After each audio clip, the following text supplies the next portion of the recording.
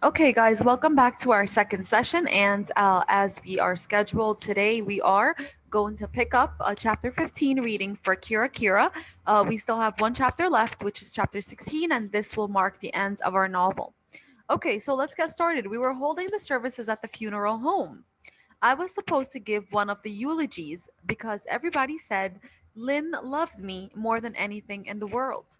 Okay, and is anyone familiar with what a eulogy is? Is it like a speech at a funeral? Exactly. Great. Exactly, Ahmed. Okay, and it's a funeral. It's a speech that is delivered, during the funeral ceremony. Okay, of a dead person, and usually there. What kind of things can a person possibly say at a eulogy in their eulogy? Sorry. What are some things that you would probably think to mention about a dead person, what could possibly be said? Any ideas?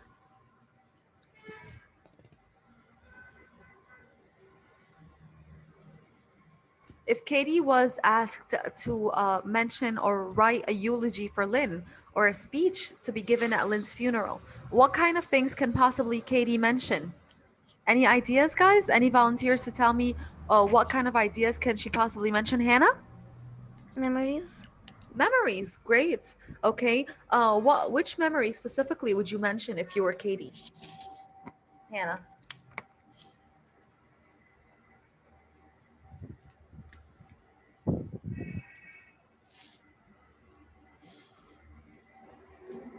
Okay, just memories. All right, Della, what about you? What would you say?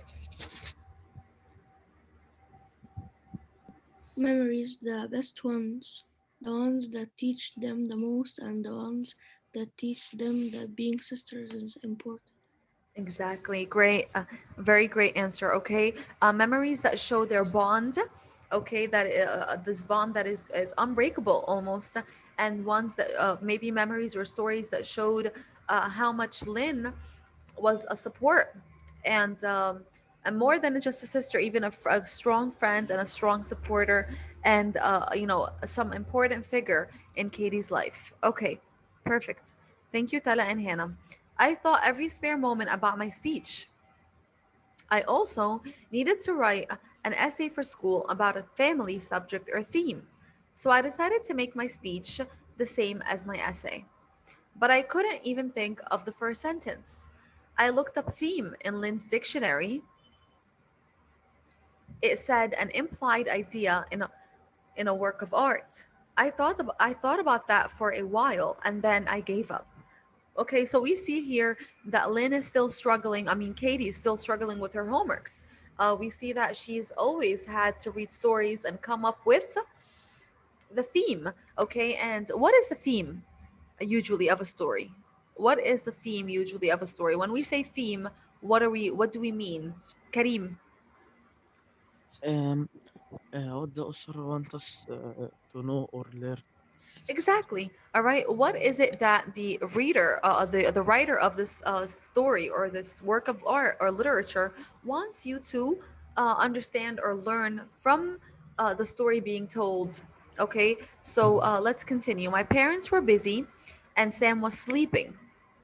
When she was a girl, my mother had dreamed of owning a flower shop.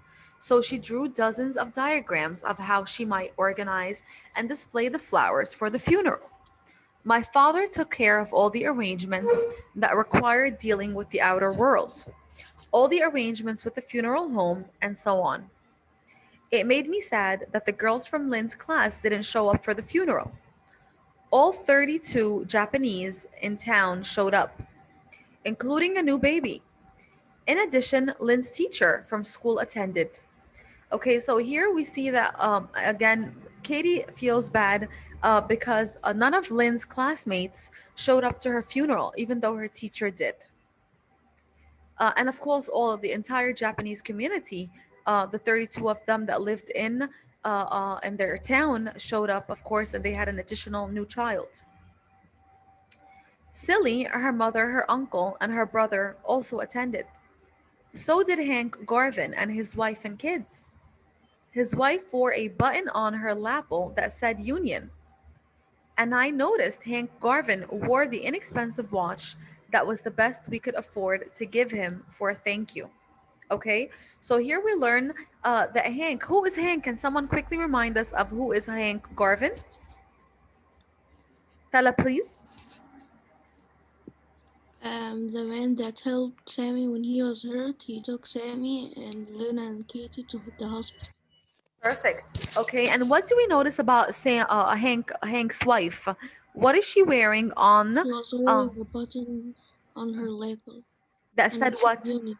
Perfect. Union. Okay, good. So here, can just someone quickly remind us what did we say the purpose of joining a union was? Why do workers or employees join unions? Why?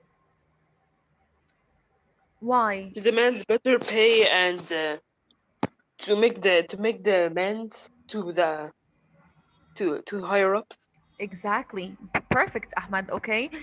Basically, to demand or to stand against, upsetting or unfair working conditions or pay or hourly rates or wages or so on. Yes. Okay. So it is Yes. just it's like a protest, but on a smaller scale and in the workplace. Exactly. Okay, good. It's like a strike almost, right? Good. And here we would say that we understand that Lynn's mom, okay, or Katie's mom, same, she has a certain perspective regarding the union. Okay, can someone remind us of what is Katie's mother's perspective regarding the union? Okay, go ahead, please, Tala. He thinks that the Union is wrong because Mr. Lyndon is the one that feeds them and the one that feeds their children. Exactly. Okay, so she feels that if she joined a union, number one, it would be considered betrayal. Oh, okay, because she's gonna go against the hand that feeds her, and this is exactly how she states it. All right, Mr. Linton is the one that pays their salaries and their wages, and basically, he's the one that is helping them support their families. So if she joins a union and decides to go against him, then this is an act of, being no, not loyal, all right, and she refuses to do that. Also, she's afraid, okay, that if she joins the union and she opposes Mr. Linden, he can easily get rid of her as an employee or fire her, and then she'll end up being jobless, okay, and of course they need the money to cover their expenses. Okay, so this is her perspective. We learn here if Hank Garvin's wife is wearing a button that says union, do you think that is she's pro the union or is she against the union? Against it. If she's wearing a button on her shirt that says union. Katie's mother is against it, but Hank's wife is with it. Exactly. Okay, so we have two people so far that are pro union. Hank's wife, and who's the second woman?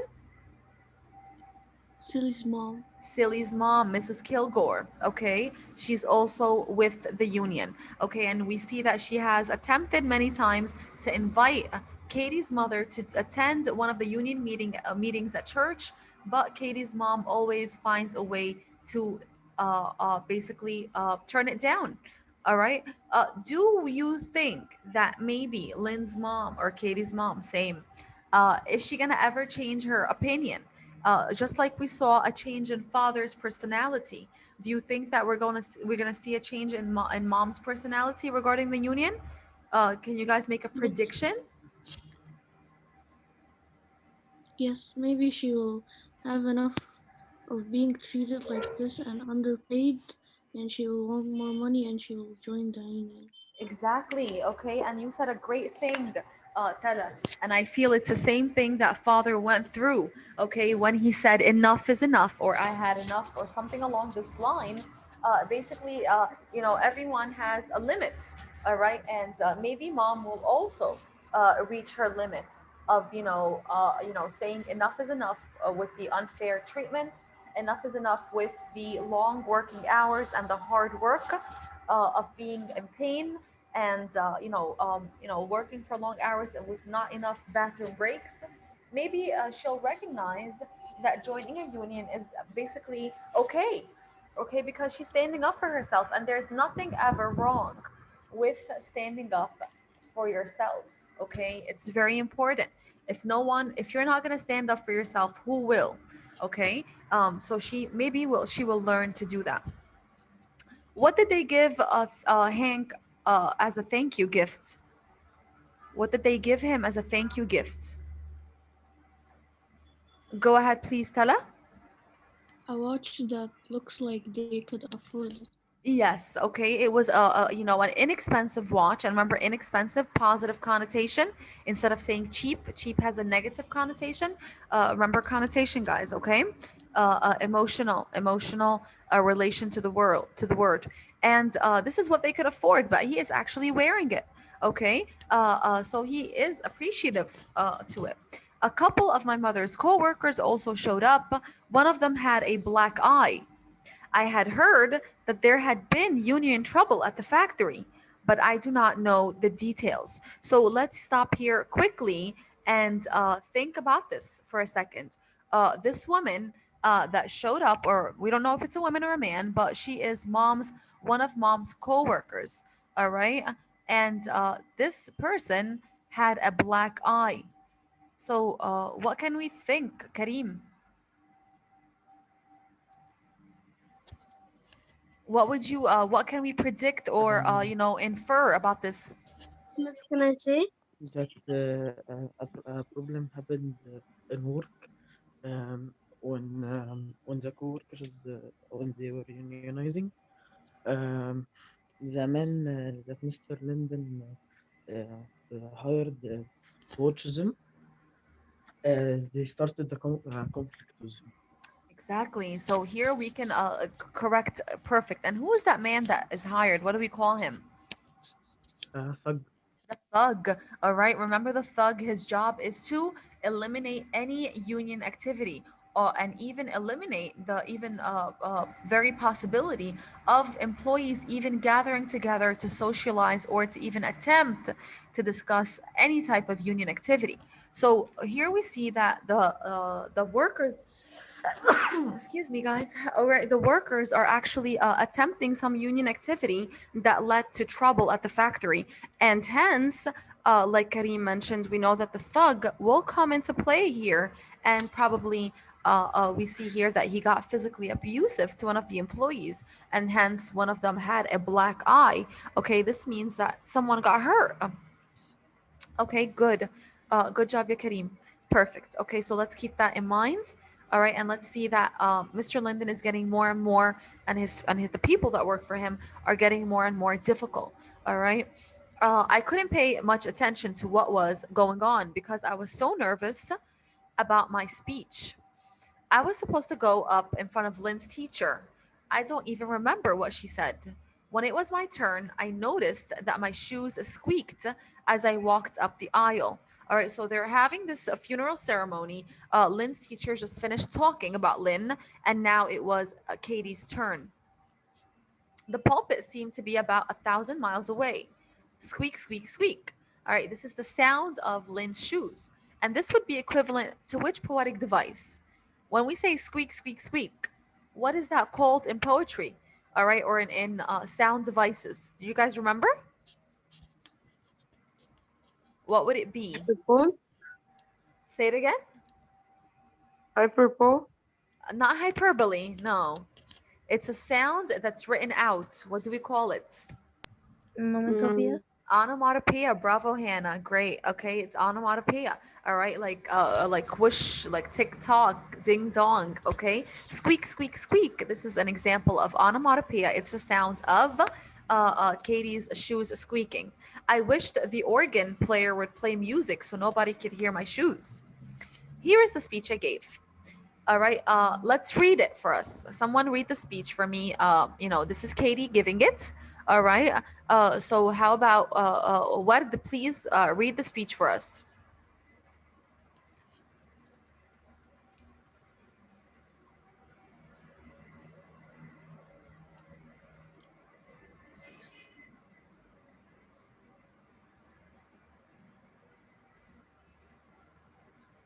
Okay, how about Tala? Go ahead, baby. My sister was my best friend. She was a genius. She helped me with my homework whenever I wanted. She was going to college and planned to live on the highest floor of a tall building, probably in Chicago. She was going to live in a house in Chicago by the sea In because California. she loved California by the sea. By the sea because she loved the sea even though she never saw it. She was going to buy 7 houses for my parents if they wanted. She was going to be either a rocket scientist or a famous writer. She was going to be the best in the world and live at the top of everything, and she was going to bring her family with her. This this was one of the themes of my sister's life. Okay, so here we see that in her eulogy, she decided to mention the theme. Okay, just like her teachers at school always ask her to find the theme of a story, she wanted to find the theme of Lynn's life. And what is the theme of Lynn's life in your own words? What was the theme, or what was very important about Lynn's life that she always wanted to be what? What would you say, Ward? That she either wanted to be a rocket scientist or a writer and be the best at both professions. Exactly. All right. So one of the themes about Lynn's life is that she strived to be the best at everything that she did. Okay, or the top at everything. All right. And not only her, but she also had dreams and plans to for her family. All right. So her life didn't only revolved around her and her wants, but also it also revolved around bringing up her parents or giving them what they need. Okay, thank you, Tala. Okay, thanks, Ward. My mother had told me to end with a special memory I had of my sister. But when I checked my index cards, I saw that I hadn't brought the cards on which I had written my memory. Where had I left those cards? At home? In the car? I couldn't even recall what memory I had planned to tell. I looked at everyone. Everyone looked at me. I cried out, "Thank you," and ran to my seat. As soon as I sat down, every single person turned to look at me. Then every single person except Silly turned forward as someone else went up to speak. Silly leaned toward me and smiled and whispered, "You were great." Okay, so here we see that Silly is a good friend. Do you think that Silly is similar to Amber in friendship? No, No. How? In No, which way? because Amber dropped Lynn and she was a phony, but Silly didn't do that. She became friends with Katie and they loved each other and their relation. Great. Okay, that's a very good one. All right. So here we see that yes, definitely. We see that they are definitely very different. Okay, Silly is more of a supportive friend. We see that she here is present at difficult moments, and this is what you need. All right, people that are around you when you most need them. And we see here Silly is very supportive, even after her speech. She turns around and gives her some motivational spirit that she was great. Okay, because we understand that Katie was very nervous about the speech. All right, on the other hand, we know that Amber was a phony. Tella, do you need to add anything onto that, please? Amber only used Lynn for boys, but Silly was friends with Katie for Katie. For Exactly. opportunity. Perfect. Good. All right. And we all remember that Amber started to only become friends with Lynn because was Lynn was very beautiful and attractive, and all the boys liked her. And Amber wanted to just be friends with her so that she would get the same attention that she was getting from the boys. Okay. But here we see that Silly wants to be friends with Katie because of Katie. Okay. And they enjoy doing things together. Okay. This is what a true friendship is. Thank you. Thank you. Good job, Ya Tala. Okay. Later, before they buried the urn, we were each supposed to throw a flower into the hole. So they're going to bury the urn. Okay. Almost everybody chose red roses.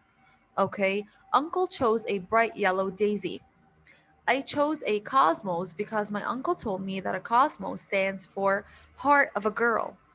My father's white rose missed the hole when he threw it. He had chosen a rose because he thought that was the most royal flower, and Lynn was his little empress. And he'd chosen white because it was angelic. The white rose had landed on a mound of dirt. For a moment, nobody moved. My father seemed paralyzed. Then Uncle Katsuhisa stepped forward and gently picked up the rose and threw it into the right place. He laid a hand on my father's shoulder. My father began to cry. I had never seen my father cry before. I hadn't seen him cry the entire time since Lynn had died. Crying made his whole body shake wildly, as if he were possessed. The shaking scared me. I thought in a way that he was possessed, and that maybe from then on he always would be. Okay, so ever since Lynn's death, we have not seen father cry at all. Okay, what is at which moment did father break down and cry? And we need to remember that. Okay, so when you're studying, make note. Ever since Lynn's death, father has not cried. What is the moment that made him cry, or at which moment did we see him cry? What? When Uncle Katsuhisa put his hand on his shoulder and put the rose in the right place. Exactly. Okay, so here we are seeing at one point, okay, this is what happened. They are supposed to all throw some type of flower, a flower of their choice, into the hole where Lynn's urn, okay, and the urn is like I showed it to you guys in the quiz, like a container where the ashes are placed, and they're gonna bury this urn. Okay, it's supposedly here. So what they're gonna do here is within the hole, they're gonna insert flowers. Where we see here the dad's flower missed, and instead of entering the hole, it fell on a mound of dirt, and Uncle Katsu placed it correctly into the hole. And this is when he landed his hand on father's shoulder. This is when father started to cry. And when he cried, his entire body was shaking. That means he was crying vigorously, with lots of emotion. And that made Katie a little bit scared. Okay, everybody came to our house to eat. I just sat in the bedroom by myself. My uncle opened the door and said, "You okay?" I said, "I'm fine." And then I burst into tears. He let himself in and listened to me cry. I told him my horrible secret that I had told myself I would never tell anyone, and that I had made Sammy promise not never to tell anyone, but now I started to blabber. "Uncle, sometimes while Lynn was sick, I got angry at her. Usually I hid it from her, but one time I got mad out loud. It was in the middle of the night. Can someone remind us of this conflict? That Katie's crying over. She feels guilty. Ibrahim.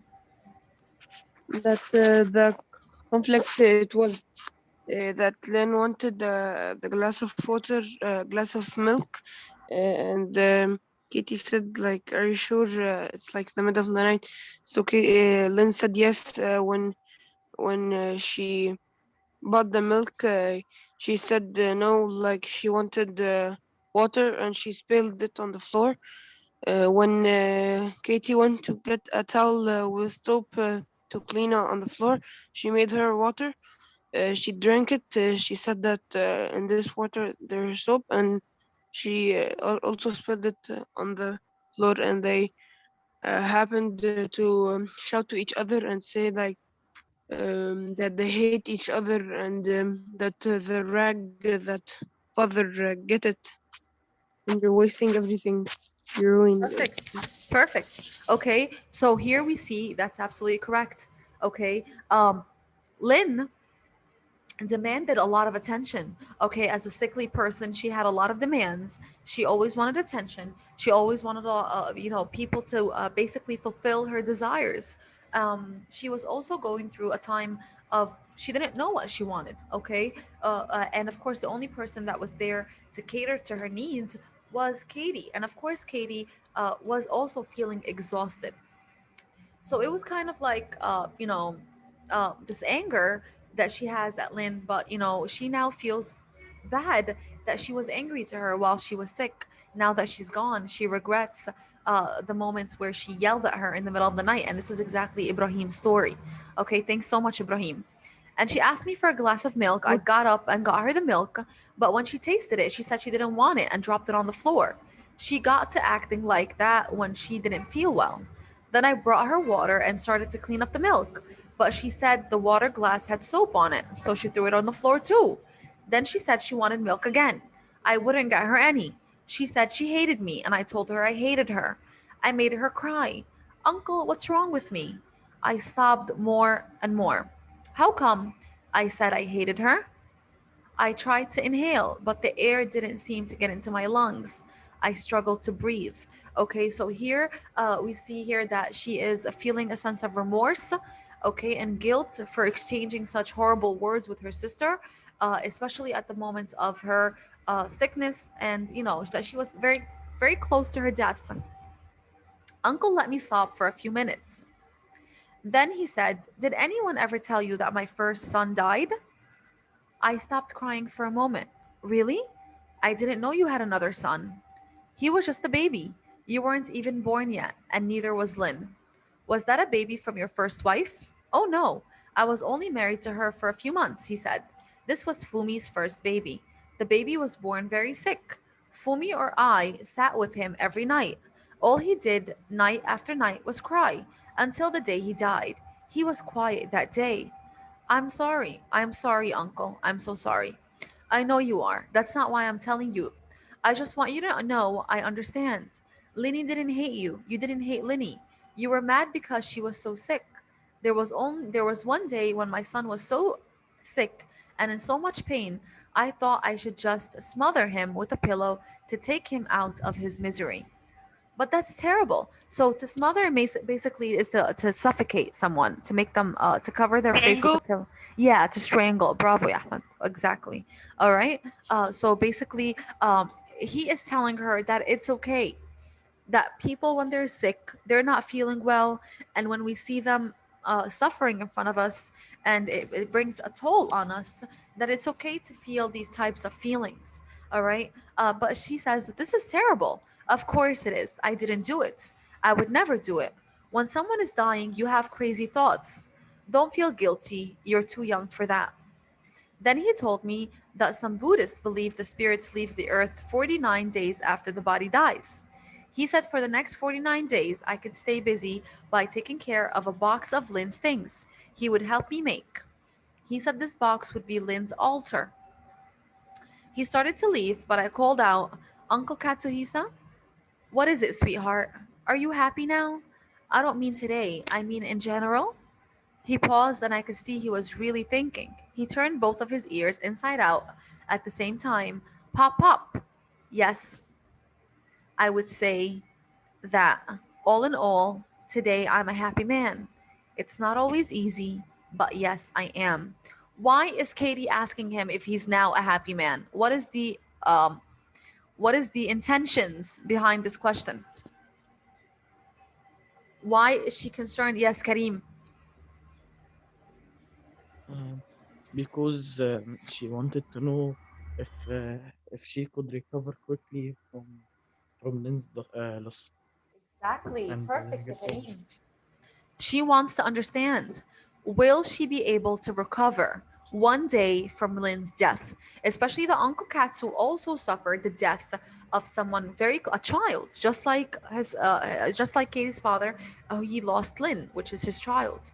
So she's asking him, "Are you happy today, or in general, are you able to recover that loss?" And he says, "Yes. It's not easy to always recover from it, and of course, you're gonna have days where you cannot, but overall yes I am." And the here with time, people heal. Okay, no matter how tough the loss is, with time people heal, and sometimes are more difficult, or days are more difficult than others, but in general we could pull through. Okay, we could pull through. A week after the funeral, I turned in my new essay at school. This is what I wrote. Here is a special memory about my sister, Lynn. One day in Iowa, there was a strong wind, the kind of wind that seems to go up and down and back and forth. I could hardly see because my hair was blowing around my face. Some of the corn blew almost flat. Lynn and I climbed on a ladder to the top of the roof with two boxes of Kleenex. She said to take the Kleenex out one at a time and let the wind catch it. In a few minutes, hundreds of tissues sailed over the cornfield. I held the hair out of my eyes to watch. The tissues looked like giant butterflies. Later, we got in trouble, and our allowance was docked for the price of the Kleenex. We had to go and pick up every single piece. It was worth it to see the butterflies flying over the corn. Lynn could take a simple everyday object like a box of Kleenex and use it to prove how amazing the world is. She could prove this in many different ways with Kleenex, a soap or soap bubbles, or maybe even a blade of grass. This is the theme or the main theme of my sister's life. Okay, so here we see that Katie here is working toward the goal of trying to figure out what is the theme of Lynn's life. What are the things that Lynn life could teach her? Okay, and here from this story is basically to take simple objects like the Kleenex, okay, and to show her that the world is beautiful and to enjoy or to find beauty in simple everyday things. Okay, just standing on top of the world or on a ladder and allowing the wind to catch the Kleenex and to basically flutter over the cornfield as it looked like it was butterflies. This was a beautiful sight, even though they were punished for it. Okay, their allowance was deducted for the price of the Kleenex box, and they had to pick up every single piece of Kleenex, but they still enjoyed. Okay, so another theme besides for Lynn's life, besides being the top and working always to achieve the best in everything and to help her parents and give back to them, also, Lynn had the ability to enjoy everyday life by turning simple objects or simple activities to a way of joy and recognizing the beauty in the world. Okay, and this is the end of chapter 15. Okay, Kareem and Ibrahim, you guys have your hands raised. Do you have any questions or anything that you want to say? No, miss. Okay, so any questions about chapter 15? All right, it was a very short chapter. It was a short one that we were able to finish in one session, which is amazing, great. Okay, and now we're gonna all be concerned with chapter 16 tomorrow. Okay, I did not upload your chapter 14. Mrs. Mean, Yes, when will we do the study guides for inshallah, starting next week, revision week, we're gonna start breaking down the study guides into review sheets. We're gonna revise 5 words of vocabulary daily, or maybe hmm, six. Okay, because we have 5 days and we have 30 words. So we're gonna revise hmm, 6 vocab days daily with definition, sentences, part of speech, and even a picture. We're gonna do those little graphic organizers that I'm going to upload daily for you to cut with me and paste. If you want to print them, also you could do that with me. And we're also going to study the chapters of Kira Kira starting from chapter 9 to 16. So daily we're going to be revising two chapters or maybe a chapter at a time by looking through the study guide questions and coming up with more questions for them, and also answering any questions that you can possibly have, and also revising the grammar. Okay, we're going to start with by chapter 7 with the sentence structure, studying the simple sentences and the compound sentences, the complex and the compound complex, looking at the dangling and misplaced modifiers, studying specific words that I need you to focus on for denotation and connotation of words, and finally, the rules of capitalization. And of course, we're going to look at reading comprehension. Okay, I'm going to provide a sample reading comprehensions that we're going to read together and learn how to answer the MCQ or the multiple choice questions regarding to them, related to them. Okay, and that would be it for the exam. So inshallah, next week we have a great review sessions planned from Sunday all the way to Thursday. Inshallah, every day we're going to have a good one. Okay, so let's finalize chapter 16 tomorrow, and that will be then that means we're done with the study with the novel. I'm going to upload chapter 14, 15, and 16 together. I'm probably going to work on them tonight because I'm still in the process of making chapter 15 and 16 study guides. Okay, so I'll make a study guide for chapter 14, 15, and 16. I'm going to upload them together tomorrow. We might play a quick game for chapter 15 again as a review. So remember from our study today, and I'm going to upload this video so you guys, if you want to rehear it, to remember the important information in chapter 15, it will be on SMS, or sorry, on our YouTube channel. I have a quick question before our 3 minutes are left. Did you guys start the partners? Are you guys starting to do your research for the First Amendment Hero Term 4 project? Yes. Great. Is anyone struggling with anything? No. No. Okay, Karim, you are?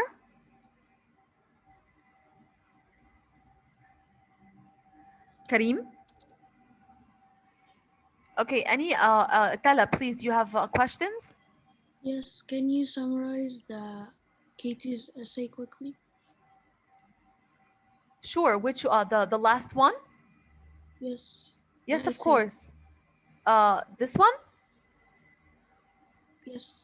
Yes. Okay. So here, she was sharing a memory about Katie. Katie was writing about a memory that she shared with Lynn. It was when they were in Iowa on a very windy day. Okay. They were playing in the cornfield and they decided to climb on a ladder. Okay. So they could be elevated or up top. They bought two boxes of tissue or Kleenex. All right. And they started to, pull out the tissues one at a time and make it and let it go into the wind. So the wind carried these Kleenex or these tissues in the sky, hovering over the cornfield, and the sight just looked as if these Kleenex tissues were butterflies, and it gave them some type of joy. All right, and it made the scene was just beautiful and fascinating. Okay, and this is what Katie says about Lynn's life. The theme of Lynn's life is that she has the capability of taking simple everyday objects and turning them into an interesting activity that shows her the beauty of the world. Okay, and even though they were punished for this by having their allowance deducted and having to pick up every single tissue or Kleenex that fell on the floor or the ground, they still found joy and happiness in it. Okay, and that was it. That's it, Tala. Do you understand it now? Yes, thank you. You're welcome. Great. Okay. The one more thing that I just wanted to ask about your project from this list. Anybody struggling with finding information about their person, their First Amendment hero? Okay, great, guys. I'll see you inshallah tomorrow. We have less than a minute. And if you have any questions about your project, please contact me via email or on Messenger anytime. Okay, I'm always here to answer your questions. Thank you and have a great and Okay. fabulous day. Thank you, Ibrahim. Thank you, everyone. Take care, guys. Have a Okay. great one. Enjoy the rest of your day. Bye.